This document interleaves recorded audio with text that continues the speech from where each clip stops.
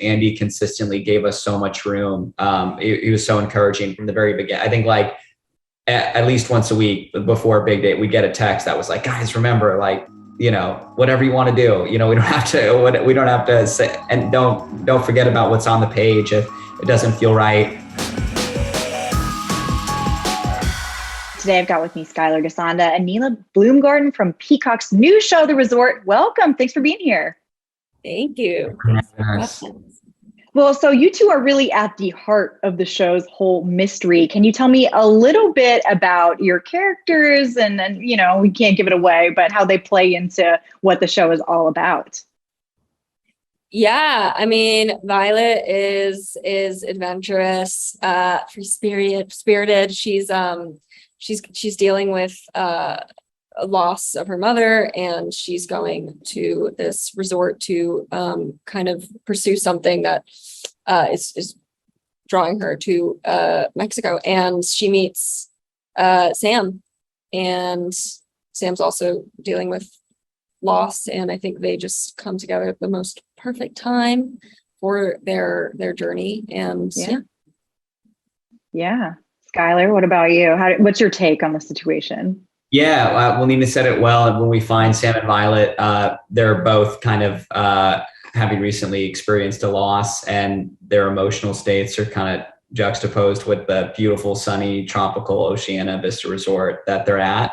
And they kind of feel like they sort of quickly are drawn to one another for that reason, I think. Yeah. Well, and I mean, this is a very serious show at times. I mean, obviously your own characters have a pretty serious arc, but it's also really funny. What was it like kind of balancing those moments of being involved in a serious mystery and also the funnier parts of it?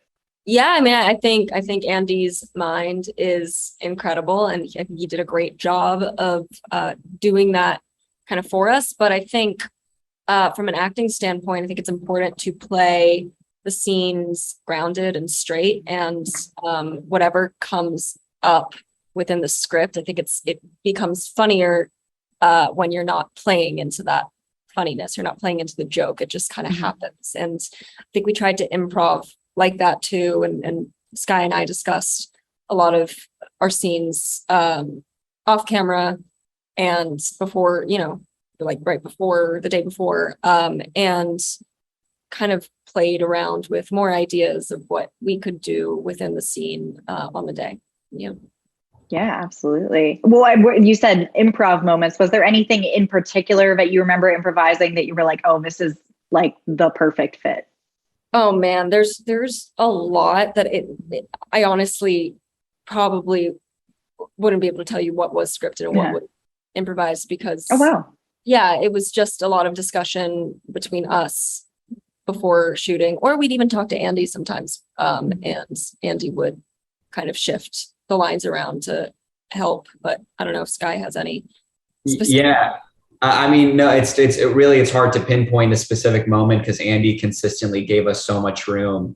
He was so encouraging from the very beginning. I think like at least once a week before a big date, we'd get a text that was like, guys, remember, like, whatever you want to do, we don't have to say, and don't forget about what's on the page if it doesn't feel right. And the scripts were already great and felt very much in our voices, I think. But oftentimes there's just an element you can't really account for until you get to the location. And oftentimes those locations were so big and epic that it just kind of, the feeling of the thing would change, and what was on the page might not necessarily, the energy might feel like it needed to shift a little bit. So we were consistently kind of, and with Andy rewriting the day of, and like small changes, bigger changes, which is so fun. I mean, I think that's the best way to work, when it's kind of a collaborative experience like that. Yeah, absolutely. Well, and it shows in the show. It's so much fun. It's like an engrossing mystery at the same time. Hard to do. I can't wait for everyone to see it. And thank you so much for your time today.